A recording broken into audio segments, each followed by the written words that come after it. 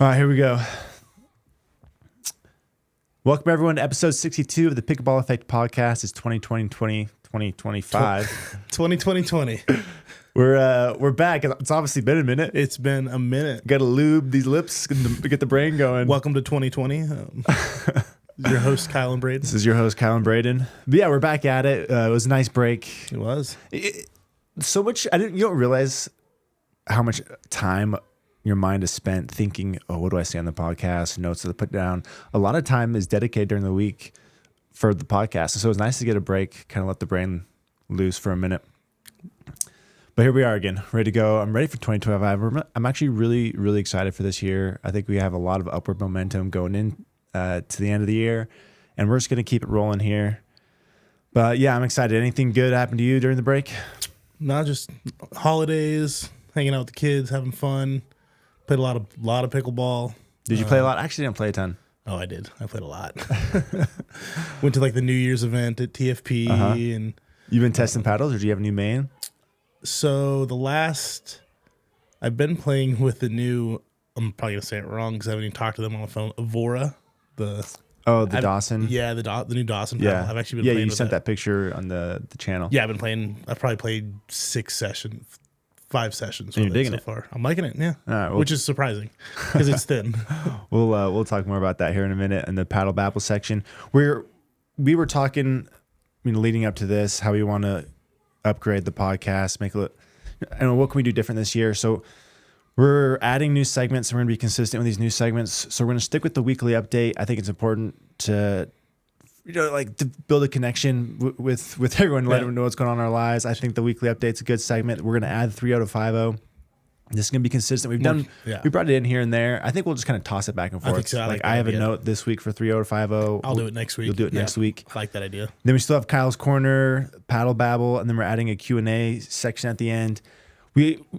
I get a bunch of comments, either DMs or just variety of places of people who ask questions, and I'll just answer them directly. But I think it'd be fun to bring some of those into the podcast. We'll just do 1 or 2 Q&A things at the end. That way we can involve everyone here listening. If you guys have questions that you want us to explore, whether it's through an experiment or something else, drop those in the comments. Let us know what you're thinking, and we're happy to answer those. It could be from pickleball, it could be life, whatever. Yeah, we're dads. Yeah, so I think will be a consistent, just a fun way to connect with everyone and kind of build some community there.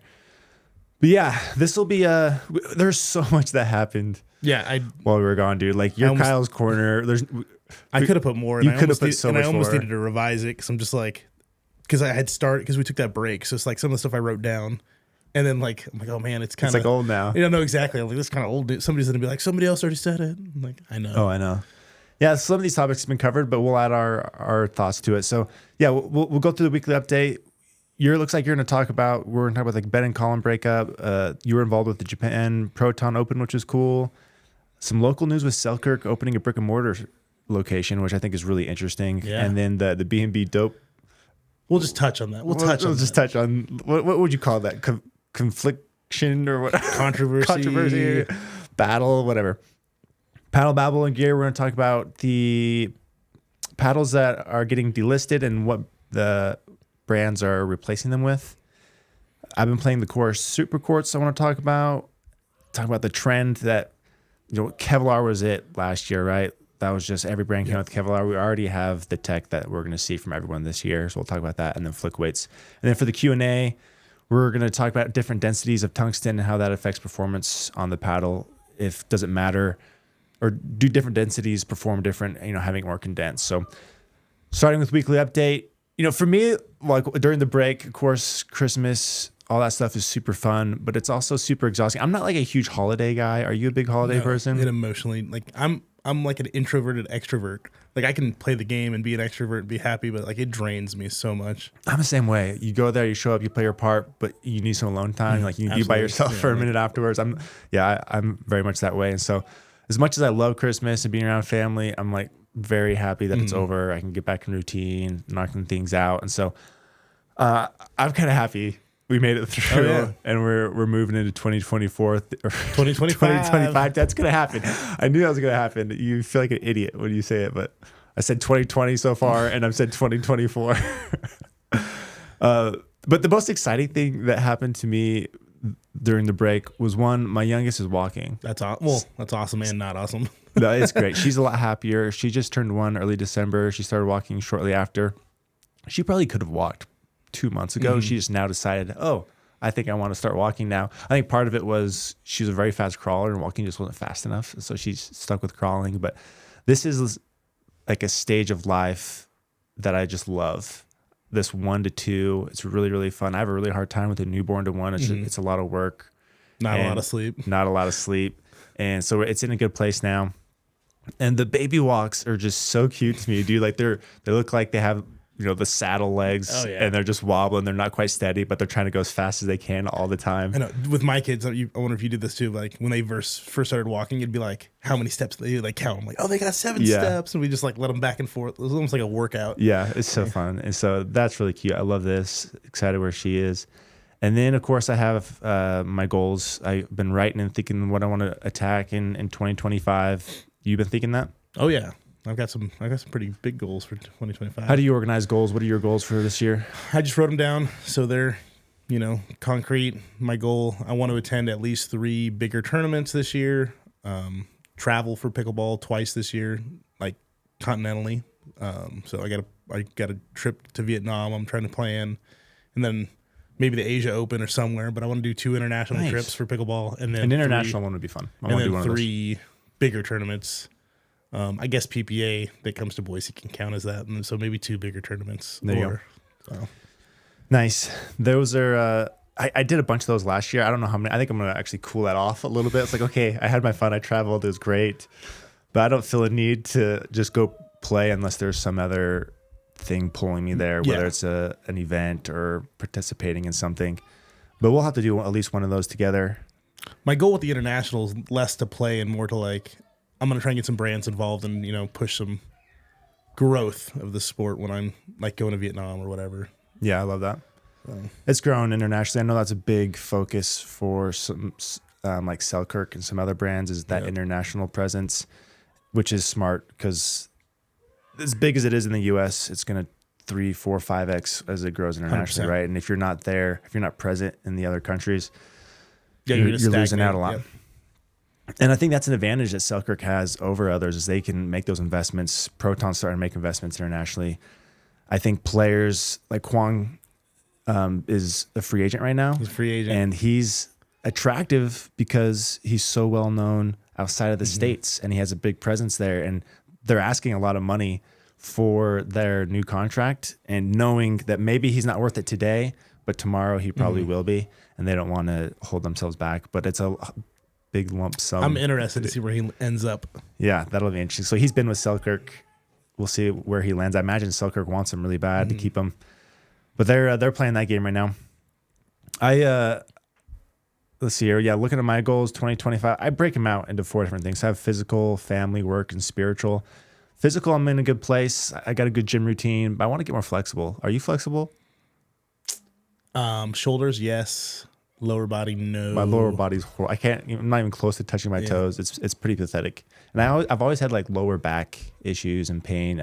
Part of it, I believe, is my lack of flexibility in my hips and just lower body in general. Anyway, so that's going to be a focus for me this year. I also want to start meditating.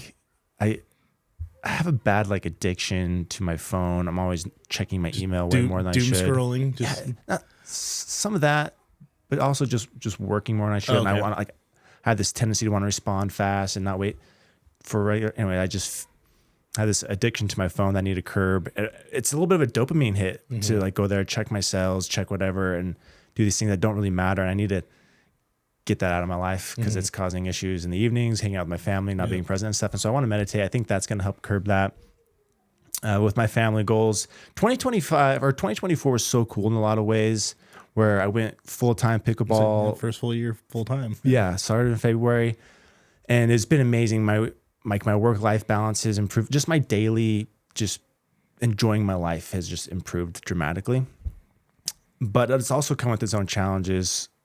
So just managing how much I work, because now I enjoy working. I have this drive to I don't just check out at 5 o'clock anymore. And so being able to manage that, and it's been harder on my wife because she's trying to deal with Braydon, who wants to work more than he should be. And I'm not as focused on the family as I have been in the past. And so we've had a lot of discussions about how to manage and fix that. And so we're in a good place now. We have a good plan going into 2025. But that was a big challenge. Plus we had the new baby in 2024. And so we were both just, kind of emotionally strung more than usual. And so 2024 had its challenges there, but I think a lot of that's in the rearview mirror going into 2025. And plus with 2024 being like, I'm so new to, being full-time, trying to manage all that. I felt kind of on my heels, trying to keep my head above water, figuring out how I do things. But going into this year, it's a very different scenario. Like we got a good thing going here. We're rolling. I have good people around me with you and Aaron. I have some systems in place, and I really think I can kick things into gear and just smash Pickleball Effect for 2025. And so I feel very grounded and very excited for the future, business-wise. And so I want to, for work, my goals, I want to hit 20,000 YouTube subs. I want 30,000 Instagram subs. I'm going to put more focus on content that attracts rather than just engages. And so right now, everything's very long form. Yes. Anybody that comes into our door, starts watching, I think we've built a lot of fans, a cool community, but more people stay than come in, if that makes sense. I need to find a way to attract and find, new people, new audiences, and then get them to stay. So different content, whether it's short form video, more diversified content that's general, broader, that will attract. And then we get them to become raving fans with our longer form stuff with the podcast and other places. And so that's what I want to do for work. And then of course you just want to make a little more money than you did last year. And then on the spiritual side, I haven't been super active in my church group. I want to attend more stuff, get my family more involved there. And I think that'll be healthy for the family. So those are things I'm thinking about. High level. Any other thoughts there? No, those are all good. I resonate with a lot of those. I want to make a little more money in pickleball. Eventually, I'm not going to be able to go full time this year, but eventually that is my goal at some point, to go full time in some way, shape, or form. Yeah, you're starting a YouTube channel soon. I am going to start my YouTube channel. I have one, but there's like nothing. It's got like a couple drone videos and like some random videos that I made before I was heavy in pickleball. But I am going to start like a series where hop on a call and I talk to a brand. Such a good name, dude. It just works. And I already have these conversations with brands all the time. So I know people that poll it was heavily interested in it. So, and I had a bunch of brands reach out. They were like, love to do it. So I'm going to try and keep it real short, 20 to 30 minute, just like my phone calls. We'll probably just, introduce yourselves, talk about, what they've done this far, what they plan to do for the sport and the growth of the sport. Because I do think that people should have a connection to the brand as well. If they're placing their money there, they should know who they're supporting. I think that's how I feel. So no, I think it's brilliant. I've done a couple interviews with different brand owners, and those podcasts or interviews have always performed well. People like that. They like to see the people behind the brand, but no one's really pursuing that heavily. And I think Brian's the closest. Yeah. But that's one person. Yeah. And so there's lots of space out there. You'll have a different angle, different take, and I think it's brilliant. All right, so let's do 3-0 to 5-0. This will be my tip this week. So I recently took a lesson from Kate Fahey. If you don't know who Kate Fahey is, she's a beast. She is a beast. She's so fun to watch. Really, really animated, really passionate. Went full-time pickleball 2024, excelled in singles really quickly, and is now a threat in doubles. So I did a singles lesson with her because she's so good. So she has a heavy tennis background, very successful career in college. So one of the questions I asked her is, what translated well? What did you have to change from tennis to pickleball in singles specifically? And one thing she noted was in tennis, you have these big loopy strokes. And you see a lot of lessons when people are giving drives now still that I've seen online of these big loopy ground strokes for pickleball too. And that's how you generate the power and things. And she says, you just don't have time to set up your feet and swing there, get into the next spot. In tennis, you have a little more time in between each shot to set up your feet, take those big strokes. She said in pickleball, it's a lot quicker, smaller court. You're moving more. and you just don't have time for those big loopy, and it's inconsistent. The ball doesn't bounce the same. You don't have as much time to see it float and find the strike zone. So she says compact strokes are more consistent. They are better than loopy ones just because of the time factor and the consistency factor. You don't get as much power, but you can still get the power you need. And singles isn't all about powers. It's angles. You still want to hit it hard, right? I mean, but it's not as important.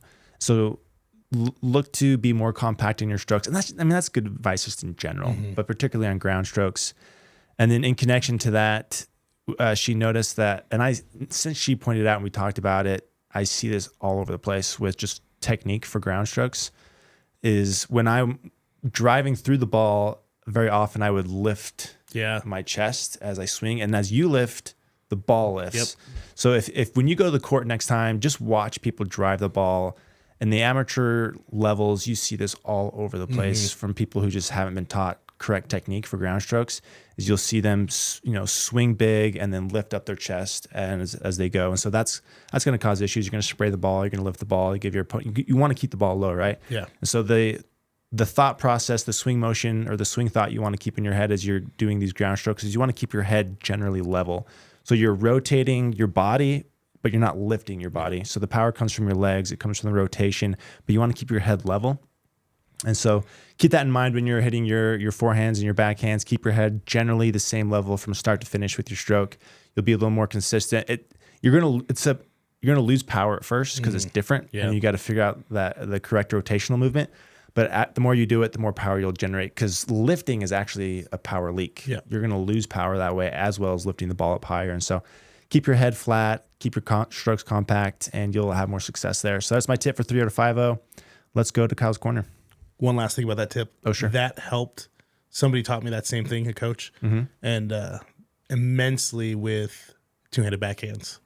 She called it stay in the shot, because I would like lift up and I'd get out of it too early and I just like stay in spray the shot. it. Yeah. I'd spray it, but like if I like stayed down there as I finished the stroke, it was way more consistent. Boom. So I love that one. All right. Kyle's Corner. First one. So Dreamland in Texas is closing its doors, which is sad. That was like the first big. Do you know Dreamland? Yeah, it's like kind of iconic with MLP. MLP, and exactly. stuff. That was like the birth of MLP. So that was really sad to see. One of the first really big locations for pickleball. People had started moving to that. I think that was initially when people started moving to Texas to train. So Steve Kuhn, the guy who owned MLP, he paid people to move there. Oh, I didn't know that. So I only know this for one case, so I assume he did it for others. So I know DJ Young. Yeah. He had like a contract with Steve to live there and play there. Oh, so that's why people were moving. So I only knew that people, because I remember when it was announced in MLP, people started moving there, and like I think it was like Deckel, and like there was like some big names. I bet they all had a similar arrangement as DJ. I don't know what the specifics was, but he did mention that there was some sort of arrangement for him to live and play there. That's sweet, room and board to Yeah. train for. I'll take it too. Okay. But yeah, like a major bummer. Yeah, so that was just kind of sad, because I feel like that was pickleball's first iconic location. Yeah. So that was a bummer. They closed their doors. That's in Texas, right? Yeah, in Texas. Something Springs, Dream Springs or something. I guess it is kind of a remote place in Texas. Dripping Springs? Dripping Springs, maybe that's what it was. So that was kind of a bummer. Then let's talk about Ben and Collin. Okay, Ben and Collin. We already knew this was going to happen. It had been announced. Do you see how I had that note on there that he was going to pick Gabe a lot earlier than it came announced, though? Yeah, you did. You were on that one. I got to give that to Jimmy, though. Jimmy was the one that was talking about it in Discord, that he had reached out to Hayden and he had reached out to Gabe and a few others. And I guess Hayden said no, and then Gabe said he was interested. Who's Hayden playing with? Ooh, I don't know on the next one. Is it Fed? Is he and Fed playing a lot? I can't remember who's playing with Sounds next. right. I think it was Fed. I am curious why he said no. Maybe he just does. Maybe he wants to do it on his own. Maybe. But it's more fun to take down the giant than exactly join the giant. But I do think Gabe and Ben is going to be really fun to watch. I am curious to see how Ben does with a way more alpha right side guy, though. Like, is Gabe going to change his game? Yeah, there's going to have to be some concessions there, right? Yeah, Gabe stands in the middle. Yeah. Oh, yeah. No, he's an aggressive right side. Collin doesn't do that. No. Collin sits at, like, Collin's just the reset king. Gabe's in Florida. Ben's in Austin. Yeah. I imagine they're working things out right now. I feel like they're going to. I would guess that Gabe would move over there. Oh, you think he'll move? Maybe. They'll at least have to do some training sessions. You travel so much during the year, they'll be able to train on the road a lot. Yeah. Because Annalee's in Florida too. Yeah. It's not like they live next to each other. Yeah, but I bet they do like, I'm gonna call it camps, but I'm sure that like they go there for a few weeks to get ready for a tournament. I would think. Like a tournament. And This first tournament, the Masters, they said Ben and Collin are still going to play together. But after that, it's Tardio. I think it's after Tardio. I think somebody said he might have one other one. I don't think Tardio is like his partner for the whole year. But that was the announced partnership, right? Exactly. So I think that's going to be his consistent partner. But somebody said he was playing with another guy. He's too. exploring a little bit. Yeah. So we'll see how that goes. I am curious. I didn't look at the draws. Annalee and her mom. Like, are they going to play? Because they just played Daytona. And they won. But are they going to play? Like, is she going to ditch Catherine for the That was a bigger tournaments? weaker field. Very weaker, but. I saw that Annalee said Catherine's her partner for the year. Okay, so she's not going to. Yeah. It doesn't look like they're going to split. So who's her mom going to play with then? Is she going to play? They announced that she was back. Like, she's playing. So I think that was just for that tournament. Okay, so it was just for that tournament? I think so. Okay. I guess we'll follow. We'll keep an eye on it. I don't know for sure. My initial thought when I saw that partnership announced with the mom, the Annalee Waters, was they use that as an excuse to bridge to a new partner. But that doesn't seem to be the case. It seems that Catherine and Annalee are a thing. That brings up some more drama. I read yesterday with Selkirk, speaking of CP, that they only sent one type of paddle to be approved for UPA for this year so far. Oh, so they're just getting one paddle.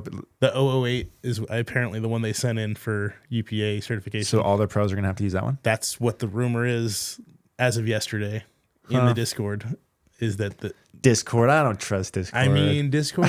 You trust Discord. I don't. It has been accurate. Sometimes. I would say 60. But not always. It's not 100%. You have a percentage for it? I'll have to go through. I would say it's 65, 70% accurate. Okay. Good odds. It's passing in high school. Yeah, Japan Proton Open. So this was cool. Charles had reached out to me. We were talking about some other stuff. They were setting up a headquarters in Vietnam. So they went to Vietnam, set up a headquarters, and I'm sure you saw all those videos. He brought like the walkers and a couple other people. Yeah. And they were doing exhibition matches and all that stuff. But he told me he was going to Tokyo, and I have contacts. So he was like, yeah, I'd love to, meet contacts, whatever. So we just set up a full-on event. It was at KPI Park, which is like a big outdoor tennis facility. And they set up, I think, 10 courts. Proton showed up. They had like 100 people show up. And it's freezing cold in Tokyo. So these guys showed up in the cold. Wow. And he paid and gave sponsorships to the top 2 teams that played in because they did like an open play, like a ranked open play. And then they did like a tournament too, like the pro side. Yeah. So he paid out to both sides money, and he sponsored on the winning team. He offered sponsorships to the top 2 teams. They gave out like 40 paddles. Dude, that's so cool.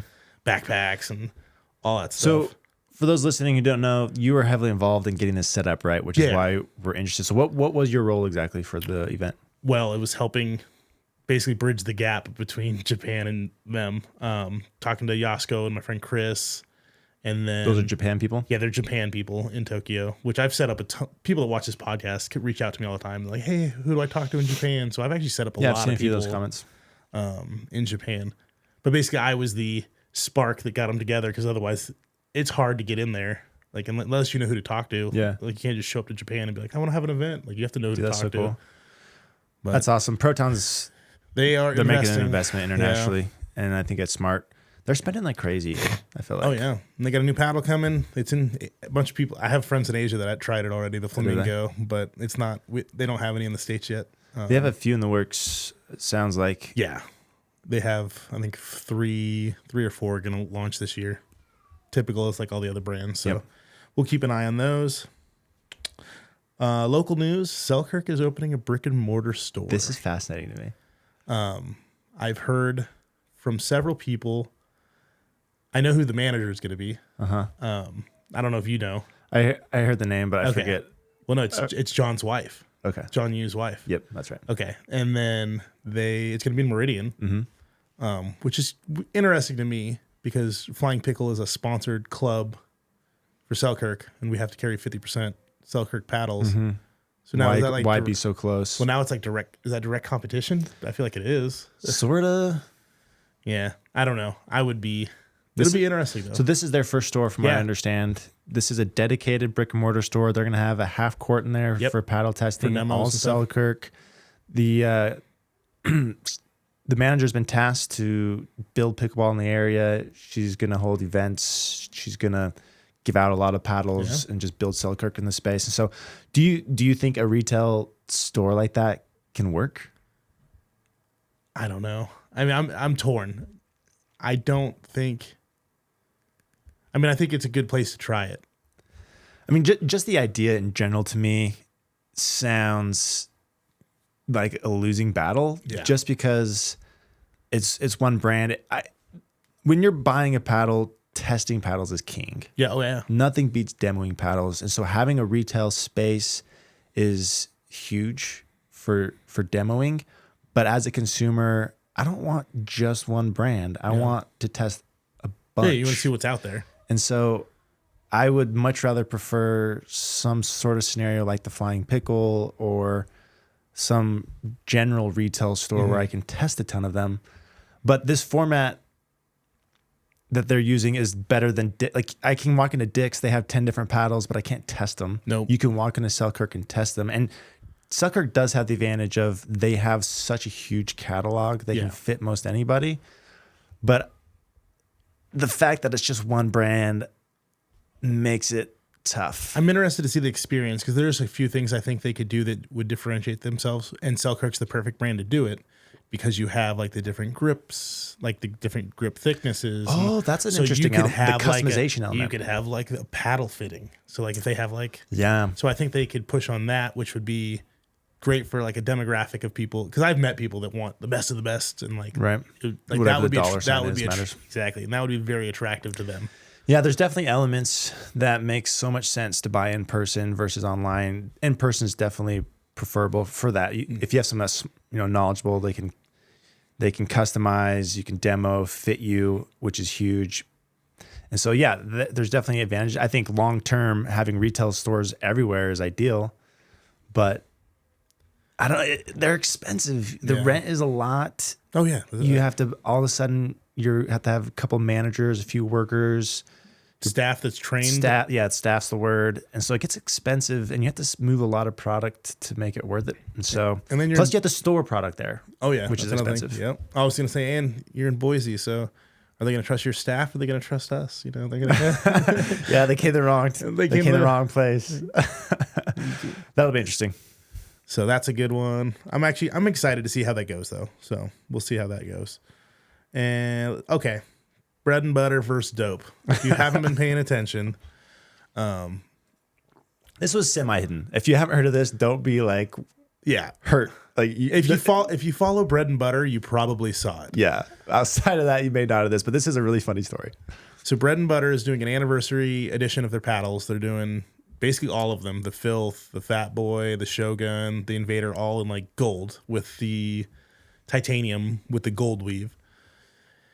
Dope, which I've actually been talking to Dope. Dope is another paddle brand. If you haven't heard of them, they haven't. Well, the paddle hasn't been delivered yet. Yeah, it's just this random small brand called Dope, and they've been working on a gold paddle, gold edge guard for a long time. Because I think I'd have to go back and look. I think I've been talking to them for over a year. Have you really? Yeah, they reached out a long time ago. Okay, way before they knew they weren't going to be approved because the paddle is not USAP approved. So there's another thing. But they are claiming bread and butter stole their idea. Gold is theirs. So Dope has a gold edge guard. Correct. Gold that looks metallic. Gold metallic. It looks the same as what bread and butter is using. It's a design element. It's not It's not performance. Yeah. It's not functional. Yeah. So they're saying they have applied for they call trade dress, basically a trademark on that color, which is like Tiffany's blue. Okay. I guess John Deere has like a color that's trade. So you can do that. You can. But if you look into it, you have to have, like, your brand has to be recognized by that. It has to be non-functional. You have to have like sales to back it up. So I think because the paddles haven't really been delivered, like the paddle doesn't exist yet. I mean, it exists, but it's not out there. I don't think they've started delivering the paddles. So I don't know how much weight is in that. But there's all these personal attacks towards bread and butter. Bread and butter released a very Doug-esque response But Dope is still going heavy against them. They're in my DMs, basically saying I'm the voice of bread and butter, which I'm like, I'm the voice of nobody. Like I want all the brands to win. Kyle. I want all the brands to win. He even asked me, he's like, well, what are you gonna say if my trade dress holds true? I'm like, well, then bread and butter can't make gold paddles. Yep. Like, You win. It doesn't change my life. But yeah, it seems petty and silly to me that this whole thing came about. However, Dope is getting talked about now. No, exactly. And I know people are going to listen to this and go look them up. Oh, and absolutely. So they have a victory there, I think, for them. I do think it was good marketing for themselves. Do you think in pickleball, do you think a color should be able to be patented or trademarked? In this scenario of like Tiffany or whatever, yeah, that makes sense. But is pickleball big enough? That. But I mean, Tiffany's huge. Right.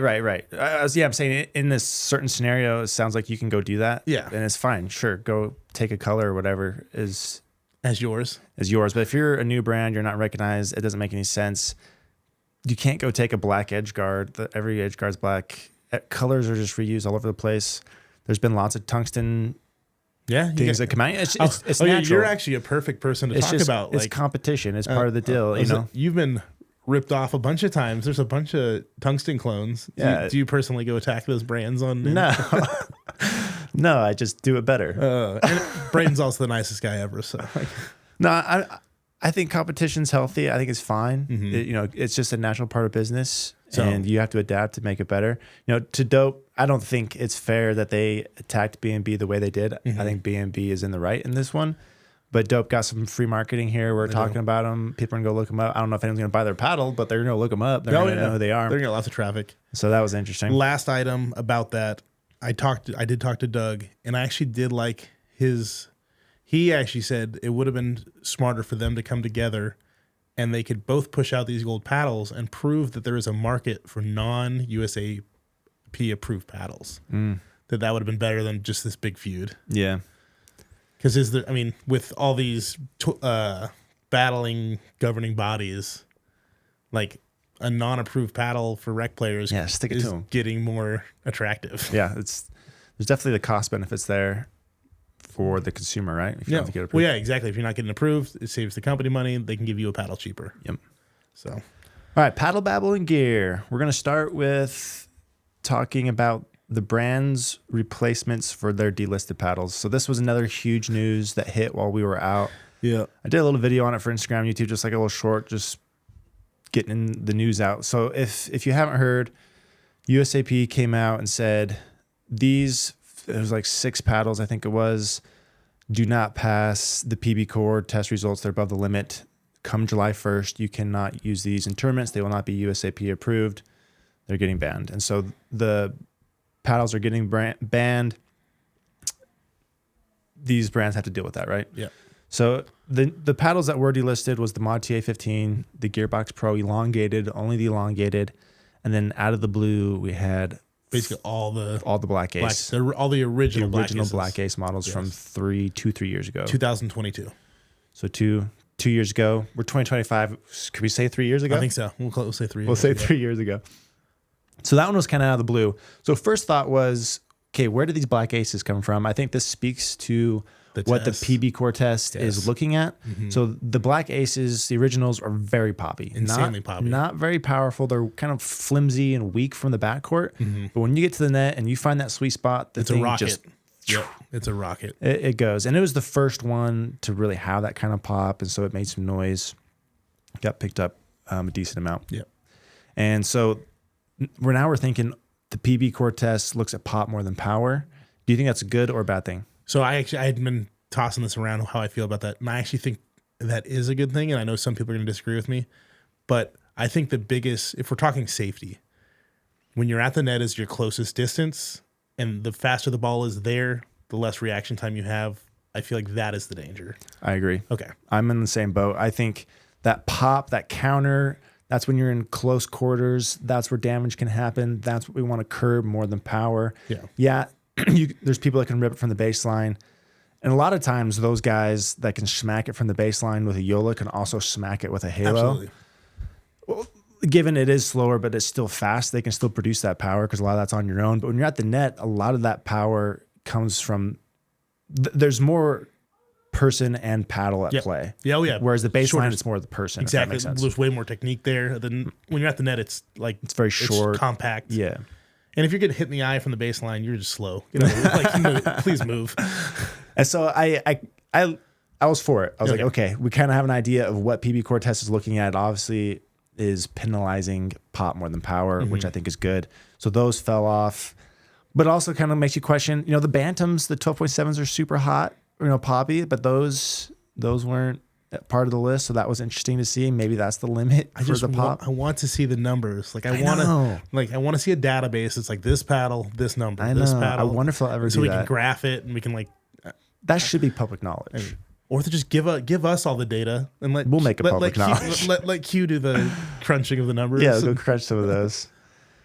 So the Black Aces gave us some insight into that. But yeah, this was also funny to me. So when USAP published the article announcing the paddles are getting delisted, they put the mod first, then they put the Gearbox, and then they put the Black Ace. If you had them in alphabetical order, it's Gearbox at top. Like they wanted everyone to see that we are delisting the mod. Oh yeah. So I thought it was funny they put that one first. And now everybody in your local club is getting shamed. Like nice, even though they're not delisted till July. Oh yeah, you're still a cheater. Yeah, you're a cheater if you're holding one of these in your hands. We should just show up till July 1st, just using mods. Just I've been mad. I can't. I've been calling everybody cheaters. You even do? You are the shamer? Yeah, yeah. It's like sweet cheater paddle, bro. As I'm playing with a paddle that's not even approved yet. Yeah. If you own a mod or a Gearbox, you need to make a shirt that says, I have till July 1st. Like we should probably make those. We could sell those. We could sell those. PB Effect and then I like that. So let's talk about the paddles that are going to replace these from the brands themselves. So Gearbox already announced their replacement for the elongated. I'll say they already sent you one, right?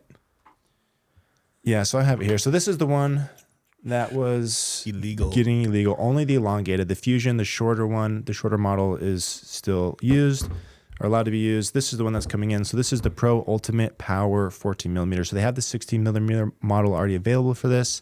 They're coming out with the 14 millimeter. So I ran the numbers on it, played these side by side. This one is significantly reduced compared to this, but this one also isn't broken in yet. This is a fully realized Gearbox Pro Power here. This one is not. And so I need to find somebody to go bang this for a bit, unless you want to. Do you want to bang this for a week or so? They didn't send me one. Go bang that for a week. Let's break that puppy in. I already ran the numbers, and then we'll look at before and after.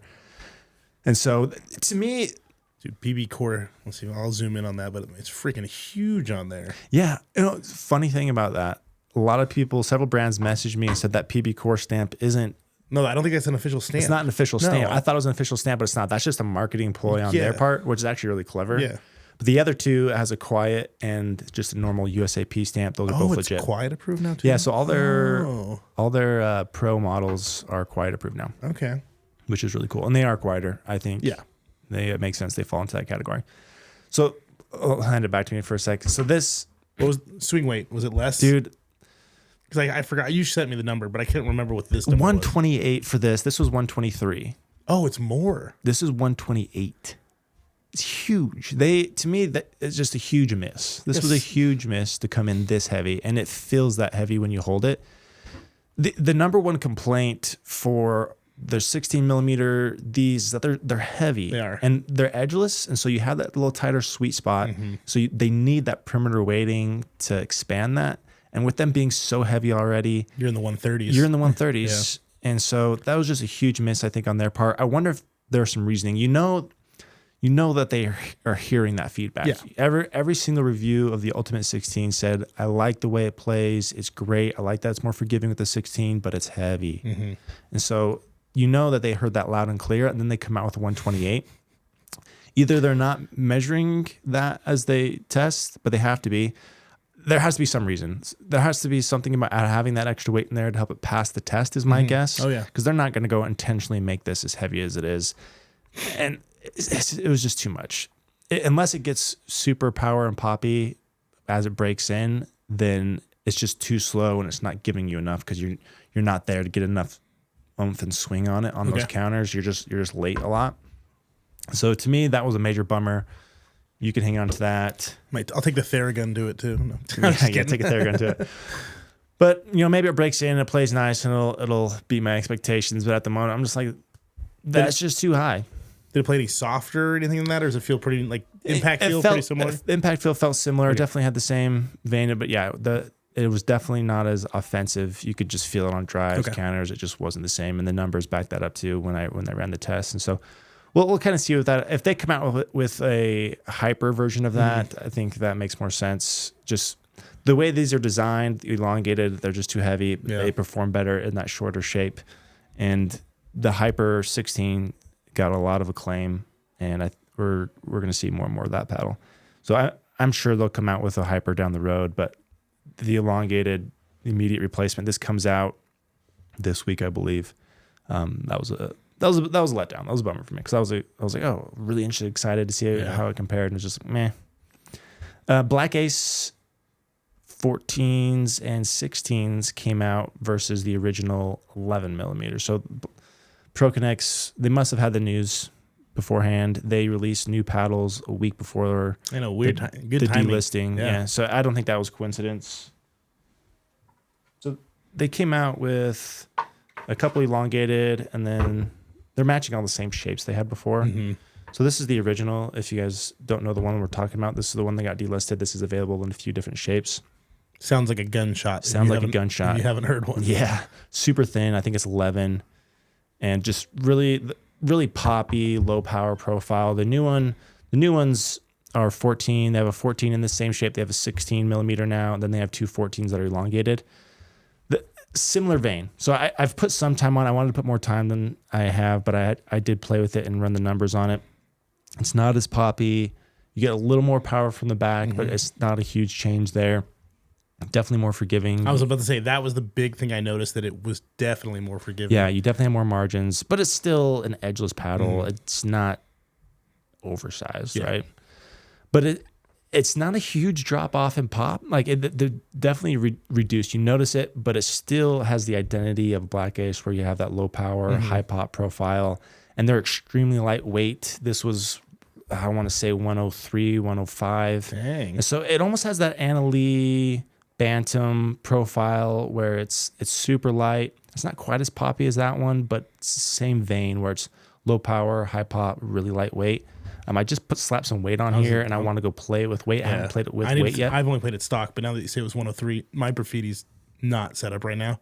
I didn't know it was that low. It's really low. That makes way more sense why I wasn't a huge, I think weight will make a huge difference in how I feel about it. Yeah, so I don't think a lot of people were talking very positively about the new ones. Yeah. I think they should get more credit. To me, it definitely was same vein, just toned down a little, which is what we wanted, which is what the PB Core test was trying to make happen. Yeah. And so I think that was a success, but they still have enough pop where it's going to give you more than your average paddle. I think with a little weight, it's going to perform even better. Yeah, 103 gives you a lot of wiggle room to play with. Yeah, tons of room there. Tons of room. Play with some of those pre-cut PB Effect Tungsten. Yeah. We're going to talk about that in a sec. And then YOLA, so the mods out the door, thank goodness. Those were horrible. So you're going to get the Hyperion, it's the 4, right? Yeah, so with this delisting of the mods, YOLA came out with their statement saying this is how you can handle... We'll give you 50% off if you bought it, but after November, basically. Yeah, something like that. I don't know the specifics. If you use a mod, just go to YOLA's website. They'll have more information on that. But they simultaneously said we have new paddles coming out Marchish. Is that right? March, yeah.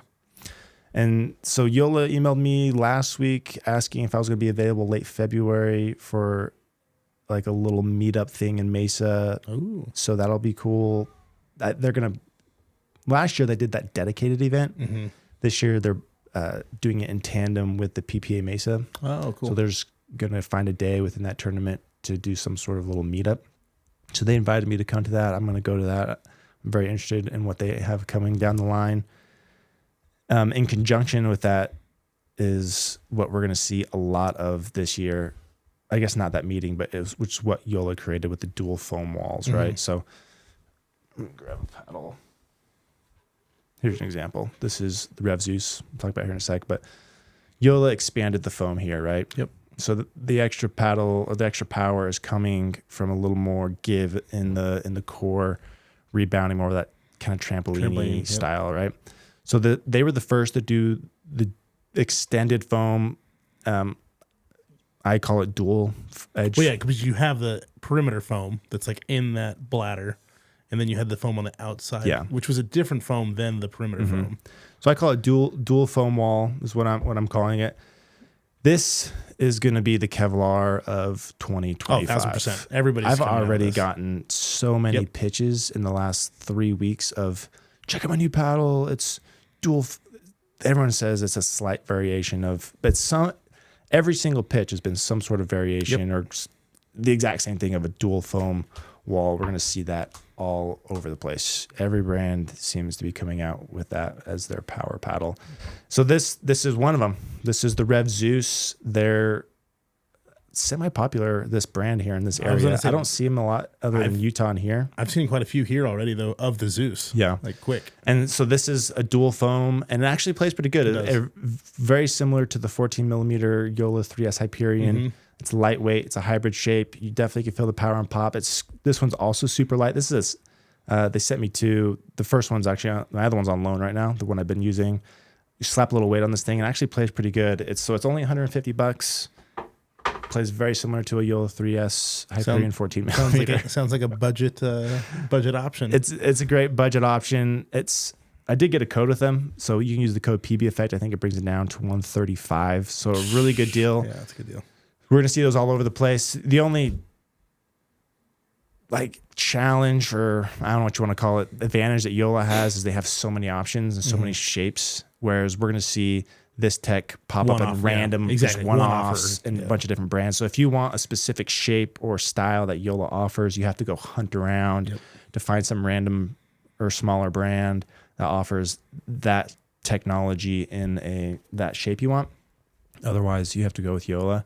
And it's not fledged out across all the shapes from all the brands, so you can't go hunting yet, but you're going to see a flood of releases for that over the next 6 months, I think. Okay, last thing I want to talk about here are flick weights. I haven't given you your flick weights yet. I know he asked me. I was like, I haven't seen Braydon. No, I haven't seen you in a while. So this is a what's it called? The butt cap things. It's a slice competitor. This is a slice speed cap competitor. So it's this coin. I think they're also in Arizona too. Are which they? Is kind of funny. So slice speed caps, I love them. Yeah, I think they're great. They're beautiful. They're beautiful. They work fantastic. The big challenge for me though is, and for a lot of people, it's a pain in the butt to put on. Yep. It's not easy. It's very permanent, right? And if you don't put it on right, it'll wiggle. It'll wiggle. And so it has its drawbacks there.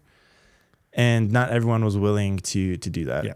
And once you put it on there, it's on there. It's on there. Yeah. You can't change the weight. It just is what it is. You're like, I put so much effort in this.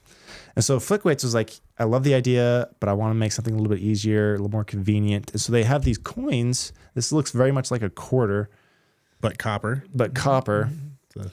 And it has some, it's a sticker basically. Just 3M adhesive. You take that off. And on the back of majority of paddles is just like a little groove in the butt cap that just sticks on there. I have seen, I'm going to have to go through my paddles. I've seen some that are like round on the bottom though. So it's not compatible with every paddle, which is a bummer with these. So the Gearbox, for example, doesn't have a traditional butt cap. Yeah. So you couldn't put it on a Gearbox. But the majority of paddles have either the cutout thing or they have this little bubble sticker. If it has the little bubble sticker, you can peel it off. That comes off in like 2 seconds. And you just stick the flick wig on there. And so I've been using these and they work. They give the same effect. It's a lot easier to put on. And they have multiple weights. They have 3, 6, 9, 12, and 18. Okay. The 6 and 9 are the best. 3 is just not enough to do anything. 6 will give you a little bit for maybe a hybrid or a wide body. And then the 9 gram is another good one. And then they have this 18 gram. It's just too thick for me. It's just annoying. You can like feel it. And so the 18 gram is too thick, but I think the 6 and 9 are that adds some weight. Yeah. No, it works. And they've been sticking. They haven't been falling off. Been using them for a couple of weeks, and they're a little bit cheaper. So you can get it. They make a nice flat surface though for showing paddles. I like that. Yeah. And so these are legit. They're a little bit cheaper too, which is nice. You get like a 2-pack for $15-16. Okay, so much cheaper. Yeah, a little cheaper, which is nice. I have a few of these for you. You can have that one. But yeah, go check them out. Flickweights.com. I think they're great. He is going to come out with some tungsten ones too. Is he? Yeah. Yeah, I think it's smart. Tungsten's heavier than copper, so you could potentially make it thinner. You should. Do you have a trademark on tungsten yet? No. It's not a bad idea though. I had to look at it, and I could probably make these for my accessory stuff too. Yeah, just a PE and a tungsten.